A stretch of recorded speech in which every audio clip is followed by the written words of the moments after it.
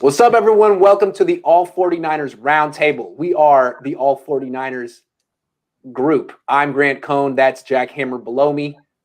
To his right is Maverick, Pallack, and above him is Suneil, Gaitonde. And we're going to be talking about the San Francisco 49ers today.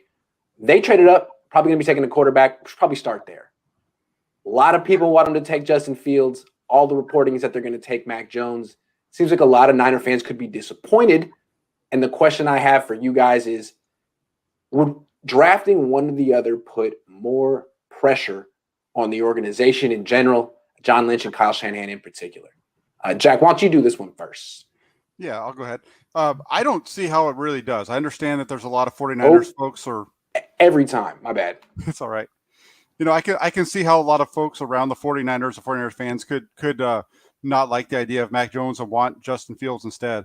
I don't think it really matters which one. They're going to be upset at the beginning when the draft happens. If it's Mac Jones, they'll be happy if it's Justin Fields. But once the games actually start and these guys get on the field, it doesn't matter if it's Mac Jones or Justin Fields. If either one of them screws up and is losing games for him, the result's going to be the same, and that's going to be that somebody's going to be on the hot seat and possibly on their way out of town. So I don't really think I don't put a whole lot of stock in they have the draft Jones to keep the fan base happy. It's all going to matter what happens between the lines. I 100% agree with that. I think that no matter who you pick, if you pick the wrong guy, like the Bears picked Mitchell Trubisky and that ended up being the wrong guy, then you're going to get pressure, even if he was, quote unquote, the favorite at the time. And I think the one argument you can have is that Justin Fields, at least in my opinion, offers more potential, like all pro potential, or at least Pro Bowl potential. And Mac Jones might be a Jimmy Garoppolo-esque quarterback. And if that's the case, if both live up to their potential, then there'll always be, you could have had that top 8 quarterback instead of that top 15 quarterback. But if Kyle Shanahan has his guy, that's his guy. And so that's where the pressure comes, is he's picking his guy and he has to hope his guy works out. And that's, at least in my opinion, where the pressure comes.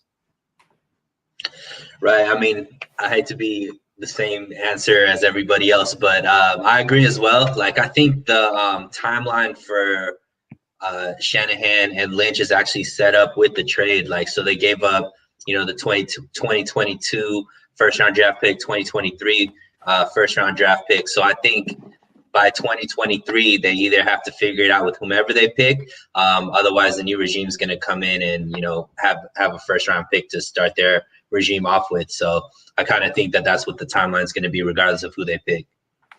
It's funny. I think I might disagree with you three on this one. The way I look at it is, like, if I were to put a poll out right now on Twitter, who should the Niners draft, Mac Jones or Justin Fields? Like 80% of Niner fans would say Justin Fields.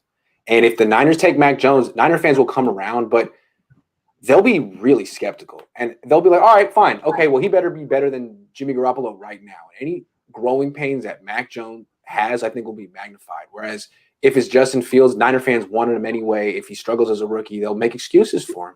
Hey, he's transitioning to a new offense. He didn't have a full blah, blah, blah, blah, blah. There's a little more rope, I think, if they take Justin Fields. Now, that doesn't necessarily mean you want to go the path of least resistance and do what the fans want, but I think there's a little bit of a difference. If they take Mac Jones, I think Niner fans, a lot of them, their attitude is going to be like this. All right, okay, we'll see what he's got. Oh, incomplete in the first pass? Well, I guess you messed up. I don't know. There's going to be some skepticism, I think. Mac Jones, it's going to be tough to sell even the biggest Kyle Shanahan fans on Mac Jones, I think, just because of his face. He doesn't have that Jimmy Garoppolo face. It's tough out here. Anyway, forget Mac Jones for a second. Everyone's expecting the Jets to take Zach Wilson. Do you guys think it's a lock that that's the case? Suneil. Yeah, I mean, I think that that's going to be the pick for a few reasons. I think, Steve Young came out and was talking about how Zach Young's family was being courted by the Jets. And I think that's a big tell and a big sign as far as who they're going for. And then I also heard, I read some stuff about he was looking for houses out in New York or whatnot. So it looks like that's the pick. Whether or not I believe that's the right pick for them is a different story. But as far as what it seems like the Jets are going to do, it looks like Zach Wilson is the pick. Especially, with the trade of Darnold, to me, it's Wilson. And if it's not Wilson, that'd be one of the biggest draft shocks I've had in a long time. Yeah. Short to the point. Oh, you're muted. Muted. Gotcha. I think on that one, I think, Zach Wilson's probably going to be the guy that goes there, but I don't know. I could see make a real good case for Justin Fields to be the guy that they take at that spot. If Justin Fields is as good a fit for the 49ers offense as everybody says that he is, why wouldn't New York want him? They're running the same system. Everything's the same about them. That would be, it wouldn't surprise me one bit to see them take Justin Fields at 2. And you could argue that Justin Fields is more pro-ready than Zach Wilson. You could argue it. Zach Wilson's coming from BYU. It's going to be a jump in competition. But look, all I'm going to say is this: I wouldn't write an article on it. It's a rumor I've heard. No one around the league really knows what the Jets are going to do. Really knows what the Niners are going to do. But I know what one certain team thinks, what their best guess is. And one team, I'm not going to say which one, is under the impression that the Jets are going to take Justin Fields. And maybe it's just an educated guess. Like, there's no freaking way the Niners really traded up for Mac Jones. There's no freaking way they actually did that. They traded up for Zach Wilson, and Justin Fields is going to go to the Jets. I don't know if it's true, but that's the rumor I heard. So I don't think it is a lock that the Jets are going to take Zach Wilson. I think they're being kind of coy. And I know that Steve Young says it's looking good, or I just feel like maybe the Jets might surprise us. I think it would make a lot of sense because everything that they say about Zach Wilson is the same stuff that they said about Darnold. And the team hasn't really changed much since Darnold's come in. So to act like just plugging in the younger version of the same person that you just shipped out really doesn't make sense. I mean, if I were the Jets, I would go with Fields just because it gives you a different dynamic. And it, they haven't really upgraded other aspects of their team. So having somebody that can run around and make plays with their feet, extend plays, kind of like how Lamar Jackson can do, I think is a way it extends, at least gives them a chance to start winning sooner versus somebody who necessarily needs to be basically Darnold 2.0 kind of situation. You heard Richard Sherman make the case that the Niners should take Justin Fields. Well, Richard Sherman and Robert Saleh think quite similarly. I know Richard Sherman isn't campaigning for the Jets, but if he thinks, as Jack pointed out, that Justin Fields is such a great fit and exactly what the Niners need, then maybe Robert Saleh feels the same way about Justin Fields and the Jets. We'll see. No one really knows. That's my best guess. Okay, back to Mac. Look, a lot of people really don't want the Niners to draft Mac Jones. Like, Colin Cowherd went on his show, and apparently he's a big expert on this kind of stuff, and said if the Niners take Mac Jones, that's equivalent to the Bears taking Mitchell Trubisky. And that the concerns that Cowherd brought up was like, the dude couldn't even beat out Tua at Alabama, which is true. He eventually took Tua's job when Tua got hurt and then replaced him after Tua left. But that's true. He couldn't beat out Tua. So is that a concern in your mind? Jack? No, I don't think it should be a concern. If you go back and look at what happened to Justin Fields. Did he beat out Jake Fromm when he was in Georgia? Or did he end up having to transfer to a different college, in order to get that starting job? So you hear that brought up as a knock on Mac Jones. It's really a knock for both of those guys. It's a little bit different situation because Mac Jones and Tua went into Alabama at the same time, whereas Fromm was already at Georgia when Fields arrived. So it's a little bit different in that case. But I don't know. I'm not. It's not something that really overly concerns me. He stayed there. He did what he needed to do to earn the job. When he got his chance, he was able to go out on the field and perform. He's a guy. Everybody talks about how good Alabama is, how strong their defense is, and he's a guy that practiced every day from the time he stepped on campus against that defense. And even in 2018, the 2018 spring game, I think it was, he was the most valuable player in that going against the Alabama defense. So it's not something that really overly concerns me, especially when you factor in that. You look at the top three guys that we're talking about for the 49ers, right? You got a guy who couldn't beat out Tua at Alabama. You got a guy who couldn't beat out Jake Fromm at Georgia. And you had a guy who couldn't even get a sniff at a Division I scholarship as a quarterback. Those are the three guys that we're looking at here. Good point. I'm not really concerned, I would say, about Mac Jones not being out Tua. One, I think Tua in college at least was much better than Mac Jones. So I'm not arguing that in this sense. But also, Mac Jones was a 3-star recruit coming out of high school. And as we know, college is a little bit of politics. So they're not going to bench the 5-star that won the national championship for the 3-star, even if he did look better. But then again, Tua was better at Alabama before the injury. And I think even recovering, I still like Tua a lot. I'm not saying necessarily top 5 quarterback, but I still like Tua. I'm not concerned about this at all. I think some guys are later developers as well. If Mac Jones, and as we saw, looked pretty good last year, and he developed late, and a lot of quarterbacks have done that their last year in college. They kind of break out and get more comfortable when they're a junior, and that happened with Mac Jones. Yeah, how are you gonna knock a guy for not beating out the 5th pick in the draft? You know what I mean? Like, it's not like Tua turned out to be some guy that isn't a starting quarterback in the league. I'm sorry, that It didn't turn out to be Jake Fromm. Right, exactly. Yeah. So I mean, it's somebody that actually is in the NFL, starting for a good team, and so that he didn't pass him up like immediately while he was in college or in that competition. I mean, it's Alabama. They have guys that don't beat out other guys that end up becoming, all pros in the league later on in their career. So it's just, when you're going to a college like that where every position is stacked 2-3 deep, it's going to happen every now and then. I don't think it's a reflection upon Mac Jones more than just, at that time, Tua was a little more ahead of him, according to the coaches. Yeah, I'm not concerned about it. As Mav pointed out, there's a lot of politics that go into it. Tua got on the field first. I actually felt that Mac Jones, what he did this year, was better than what Tua did before. Maybe I'm wrong, but Tua, it's arguable. They both had phenomenal seasons.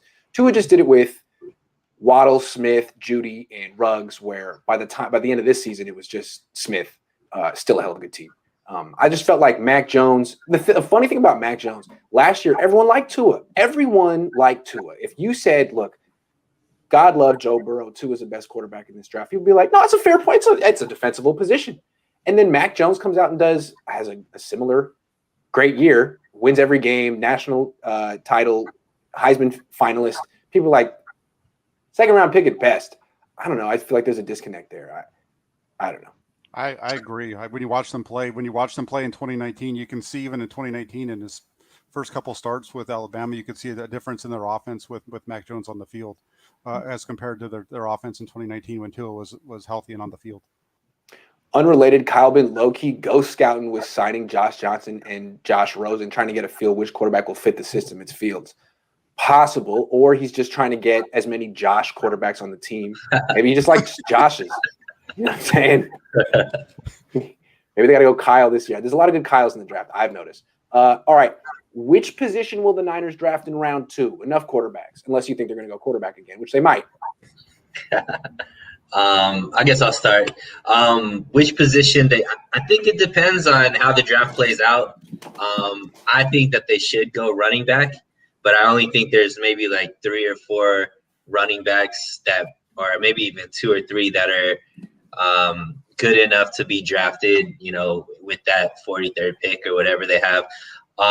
So more than likely it'll be something in the secondary, which is cool as well. But, I'm the biggest proponent for go running back because we need our running game to be a lot better than it was last year. It seems like to me, at least where the offense or the offseason plan has been, is they're beefing up the defensive line. And I think they're going quarterback first round. And then I think maybe a defensive tackle, defensive end in the second round. I like Ali McNeil and Davion Nixon a lot. And those would be 2 guys I'd seriously look at. Yeah, I'm going to go with I think in that second round, it's going to probably be defensive back. There's a couple of different guys that you can look at there. Aaron Robinson is a cornerback that they could go with in the second round, and possibly go safety with Richie Grant. Those are a couple of guys, we're going in a different position because nobody's really mentioned the cornerbacks at that point. So that's where I would go. I think they're going to go offense in round 2. I think they're going to go offense 1 and 2. I think running back's certainly a possibility depending which one's there. But I also think wide receiver is a possibility. They're meeting with Kadarius Toney. And when they Kendrick Bourne, they lost 688 snaps on offense, 63%. That's a healthy chunk. They could give it to Richie James, although honestly, they've never shown any type of confidence in Richie James as a full-time wide receiver. They could give it to Jalen Hurd, but you can't count on Jalen Hurd. If they took a wide receiver in round 2, I don't know if I'd like it, but I wouldn't be surprised considering they've done it 3 years in a row. Right. I mean, Ayuk was round 1, but still. Yeah. So I would like to see them go running back in round 2 myself too. But when you look at Shanahan, every team he's been with, he has never drafted a running back higher than round 3. He's done it twice. He did it in 2014 in Cleveland, and then he did it with Tevin Coleman in 2015. But his dad drafted Clinton Portis in round 2. And was there Tatum Bell? Was Tatum Bell round 2 as well? By the end of his tenure in Denver, he was making some home run swings at running backs in the draft. I remember Clinton Portis from high school. Yeah, he was it could happen if he's special. Which brings me to our next topic. Niners apparently spending a lot of time with Najee Harris, according to Najee Harris. What do you make of this?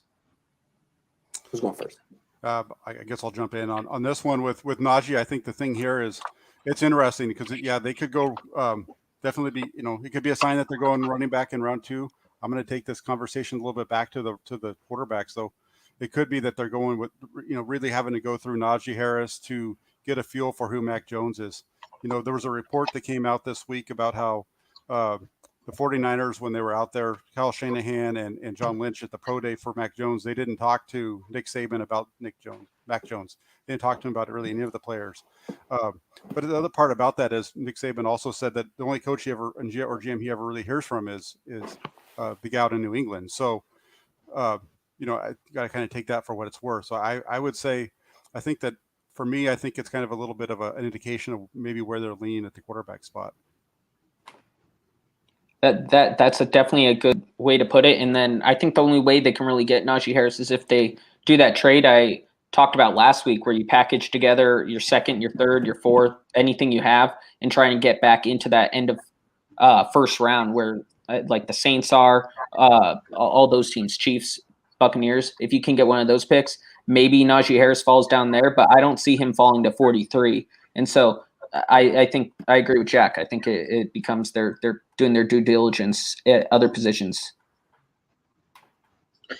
Yeah, I kind of take it a totally different way. So I think that I don't think that they were planning on taking a rookie quarterback until the Deshaun Watson stuff ended up happening. Agreed. I think these 2 future picks were already earmarked towards going to a Deshaun Watson trade. And the minute that all of those, all of the off the field issues made it so that, that trade can't happen because most likely it's going to be a tough way for Deshaun Watson to be able to play this season. That's when they actually pulled the trigger to move up to number 3. I maybe it's wishful thinking, but I really think that Shanahan thought he was going to get Deshaun Watson and he wanted to pair him up with Najee because he understands how important that running game is. And, that would have been electric to have Watson and Najee in the same backfield. That would have been, something to talk about. And I really think that was plan A. And then, when that fell apart, that's why, they had to end up moving up to number 3. So that's kind of what I read into it from just seeing those reports. Cool. I was about to send it back to Maverick, and I was like, no, he answered already. Yeah, I mean, Jack makes a good point that it could be intel on Mac Jones, but so I guess we need to know who he's talking to. If he's talking to Adam Peters, John Lynch, Kyle Shanahan, and the questions are like, what do you think of that one teammate? Then yes. But if the conversations are between him and running backs coach Bobby Turner, then that could be genuine interest from the 49ers. If it's just Bobby Turner and Najee Harris talking about playing running back in the Niners system, then that means some serious interest. And Bobby Turner historically has reached out to the Niners draft targets in the past before the draft and talked with them a lot. So I lean a little bit towards Suneil here. I think the Niners would love him. I think if they've been scouting Mac Jones, they've got to like Najee Harris. And it's possible if he's there at 43, they'll take him. I don't know if they would trade up for him. I don't know if he'll be there at 43. But, yeah, I think they probably like him very much. I mean, he kind of fits their new identity on offense. All the good players on offense break tackles after they get the ball, right? Kittle. They're fast, but they're also grown men. They're also man-childs. Debo, Kittle. This guy would fit. And he would give them the kind of durable running back who can take 15 to 20 carries a game, which they don't have. And he's really good at pass protection. He could catch the ball out of the backfield. And these are things that, you know, he's already built bigger than any of the running backs they have on in their backfield right now. And I know Jack's talked about it as well. Like Mostert and Wilson Jr. play best when their body is not with all of these extra bumps and bruises. True. Najee would be able to take that away from those running backs, and I think the running game would end up being one or two top running games like they were the year before. Be a slight upgrade over Tevin Coleman. 1.7 yards per carry. What was it? 53 total yards on the season. Is he the lead back in New York right now? Who knows? They had On the Jets. they had a Florida guy last year. Okay. So it's Florida guy, it's Florida man, and Tevin Coleman. Yeah, it's Florida man. I'll tell you who he is in a second. All right, thanks. Mo, this is your topic, though. This is all of our topics. Ronald Blair. God love him. The Niners are talking about bringing him back. If they do you think he can stay healthy and provide anything the way he used to? Who starts? Maverick, you want to hit this one first just to be crazy? Yeah, I can start off. I think it's all right, Suneil, you second. Cool. I think it's important to have as many bodies, at least in terms of edge rushers, on this roster, because you have health uncertainty with Nick Bosa, and same with Dee Ford. And then you have Eric Armstead, who I think is better suited to go inside, but he would provide a lot of help on the outside. And then if you can bring in Ronald Blair, and that provides some veteran depth. P. Ryan, yes. LaMichael P. Ryan. Yeah, thank you. But having veteran depth behind those three veterans that are off injured besides Armstead, and then you have Alex Barrett, Jordan Willis, and I believe Deshaun Hall is the other edge rusher on the roster. So you need some guys that have over 5 career sacks, and Ronald Blair would provide that off the bench if he is healthy. Yeah, I mean, I think the question is, do we think he could stay healthy? And the answer is, I don't know. Clearly, he hasn't showed that in the past. He's coming off complications off of ACL tear, had to have surgery again.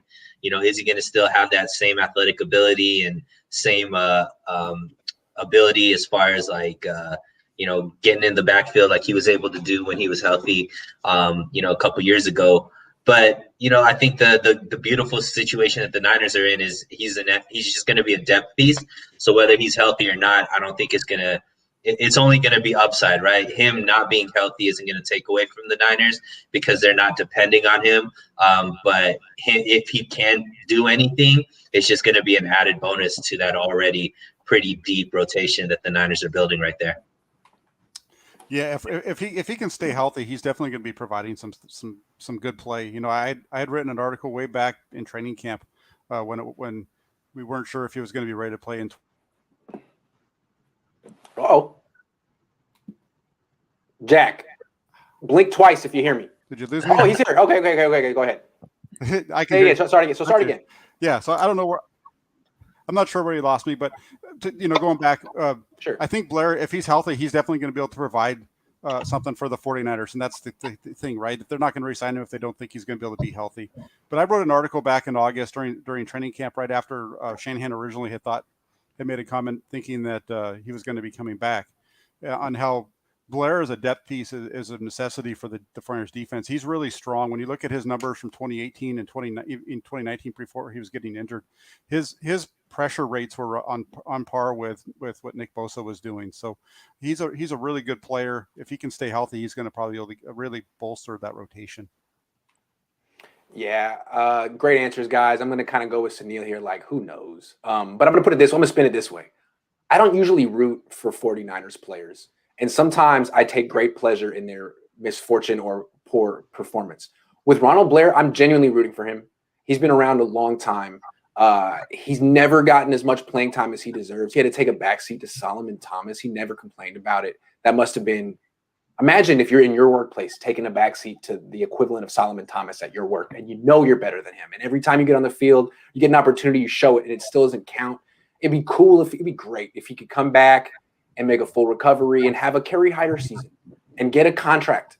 I would love that to happen because, I don't know, he's been a 49er for a long time, and if his career were to end now, it's like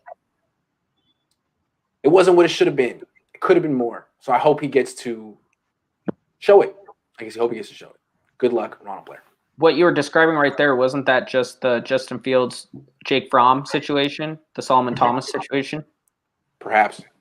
Good call. Way to bring it back. Way to circle it back to a previous topic. Yeah, I'm just going to bring it back to Jake Fromm and whenever I can. I like it. All right, final topic of the day. DeMeco Ryans. We haven't talked about him a lot. It's been very much quarterback centric, and any other questions or newcomers or whatever been pushed to the back burner. So let's bring up DeMeco Ryans. DeMeco, you're very important this year. So win now team. They've brought back a lot of veterans, and they've made a big win now move to move up to number 3. Is he up to the task? What do we expect from him this year? And where could he excel right out of the gate? And where might his growing pains express themselves? I don't know who goes first. Jack, you're up. I'll go. I think the thing with Ryans, I think he's going to be okay, but because when you look at it, they kept a lot of their defensive staff intact.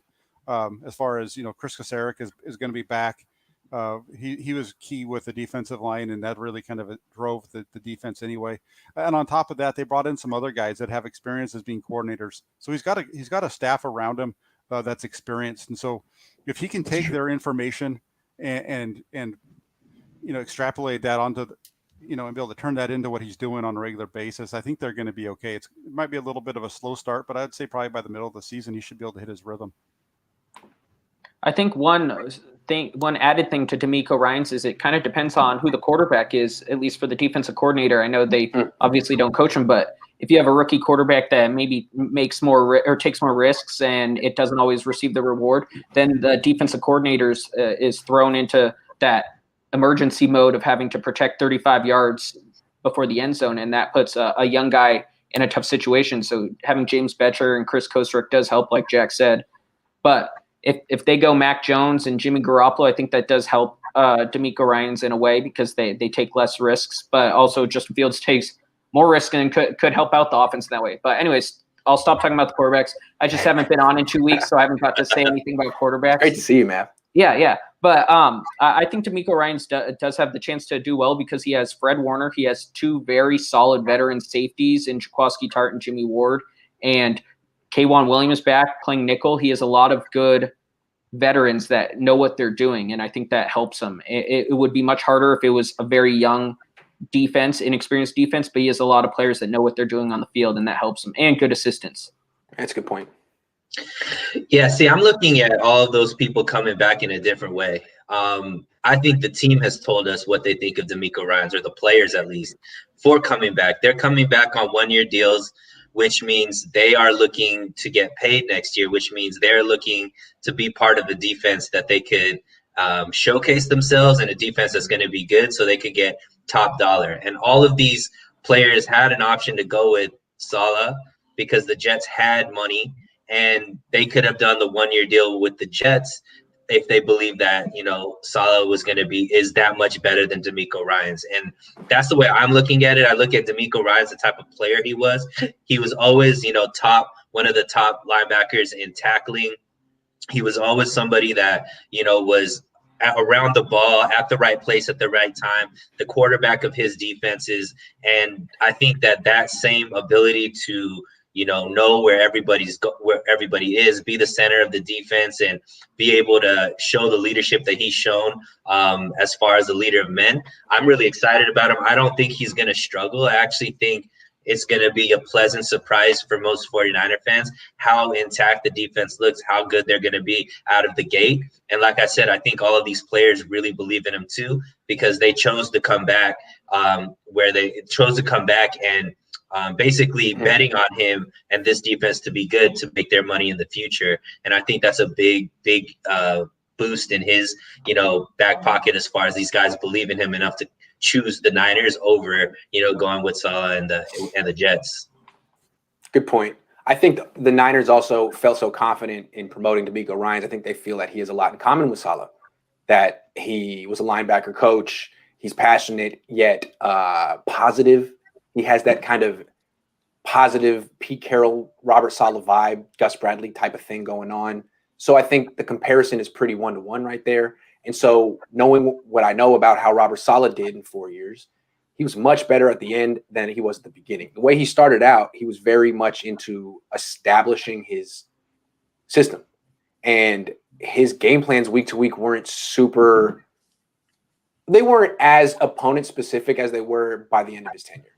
And his halftime adjustments weren't as good as they were by the end of his tenure. So I think that's where DeMeco Ryans could struggle at first. He does have some former coordinators helping him, but I'd be curious to see just how good are his game plans, how good are his adjustments. He has a very good defense intact with veterans and a philosophy and a system, but Saleh really took it to the next level last year with just how much it could change week to week. And I'm curious to see if Ryans is there yet. That's my question. What do you guys think? Well, one thing on that when you look at that is when Saleh came in, they were taking over from a defense that was absolutely horrible. So they were having to build that whole thing up from the ground up. They were going from a 3-4 to a 4-3. There was a bunch of changes. So, it makes sense kind of the way that he did it, getting the basics in and then kind of building off of that. He got a good foundation year one. And then as the years went on, he was able to start to expand and they got players around it. And now you got Ryan stepping in, and Ryans has the foundation already laid for him. So he's able to kind of build off of, story one's already done. He's building the second floor now of this defense. Let's see how he can do. Great point. It's not like it's like the difference between Bill Walsh's task in 1979 and George Seifert task in 1989. It was not exactly the same, job. Yeah. More like a caretaker than a builder. So good point. All right. And I think DeMeco Ryans is just he was a very, very smart player when he was playing, and he was playing, middle linebacker. So that's the position that does all the adjustments. So I really think he's going to just thrive. And I don't think there's going to be much of a dip when it comes to the defense under his leadership. Plus he went to Alabama, which is the same school that Mac Jones and Najee Harris went to. So I think we know who the Niners are taking with their first pick. We figured it out. Same school as Reuben Foster also. Yeah, and that was a great pick. Yeah. Wasn't it?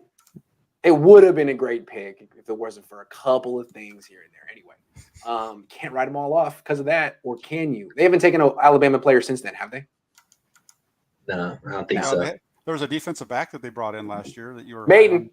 Yeah, there you go. See, they're dipping their toe in with this little. All right. Thanks everyone for watching the Roundtable today. Thanks Suneil for joining it. Jack and Mav. Mav has been a while. Again, if you don't know about Mav, he works for the Sacramento River Cats. Watching Scott Kazmir. How's he looking these days, man? He gave up a couple runs yesterday, but fans are allowed, so that's cool. That's what's up. You see how he tiptoed around that? You work for the River Cats. You can't give that same type of Mav analysis that he does for the Niners. But hey, Mav, it's great to see you. Everyone, it's great to see you. Thanks for watching today. We'll be back soon. Take care.